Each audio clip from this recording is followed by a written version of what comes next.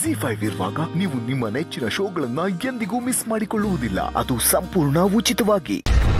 ತ್ರಿನೇತ್ರಿ ಎಲ್ಲಿಗೂ ಹೋಗಿರಲ್ಲ ಅಜ್ಜಿ, ಬಂದ್ಬಿಡ್ತಾಳೆ. ಬರಲ್ಲ.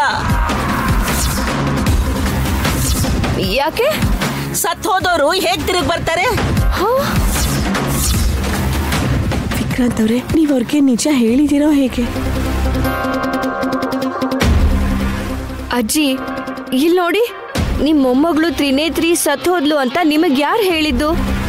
ನಮ್ಮೂರ್ನೋನು ಆ ಕೋಟೆಲಿಂಗ ಹೇಳಿಲ್ವೇನಮ್ಮ? ಅವ್ರು ಯಾವಾಗ ಹೇಳಿದ್ದಾರೆ ಅಜ್ಜಿ? ಆತ್ಮನ ನೋಡ್ದೆ ಅಂತ ಹೇಳಿದ್ನಲ್ಲ. ಆತ್ಮ ಎಲ್ಲಿದೆ? ಇಲ್ಲೇ ಇದೆಯಲ್ಲ.